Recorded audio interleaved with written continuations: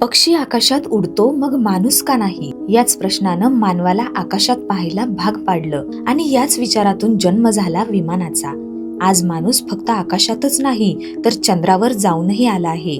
पण हा विमान प्रवास नेमका सुरू झाला तरी कुठून? इतिहास सांगतो जगातलं पहिलं यशस्वी विमान उड्डाण ऑरव्हिल राईट आणि विल्बर राईट या अमेरिकन भावांनी केलं. हे दोघे सायकल मेकॅनिक होते आणि 17 डिसेंबर 1903 रोजी उत्तर कॅरोलिनातील किट्टी हॉक येथे त्यांनी हे पहिलं नियंत्रित सतत उड्डाण केलं. यानंतर 1904 मध्ये राईट फ्लायर 2 आणि 1905 मध्ये राईट फ्लायर 3 हे पहिलं व्यावहारिक स्थिर विंग विमान तयार झालं.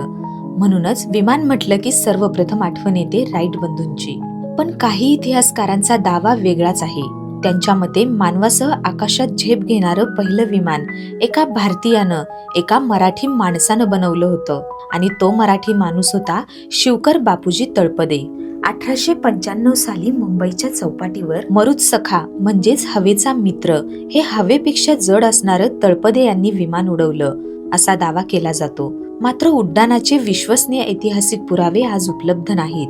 काही संशोधकांच्या मते हे विमान उडालं पण नंतर क्रॅश झालं.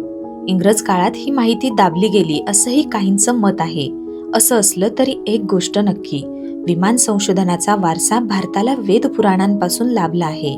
राईट बंधू असो किंवा शिवकार तळपदे, मानवाचं आकाशात उडण्याचं स्वप्न दोघांनीही पाहिलं होतं. तुम्हाला काय वाटतं, खरं पहिलं विमान कोणी उडवलं? कमेंटमध्ये नक्की सांगा. आणि अशाच रंजक ऐतिहासिक माहितीसाठी खेड टाइम्सला फॉलो करा. धन्यवाद.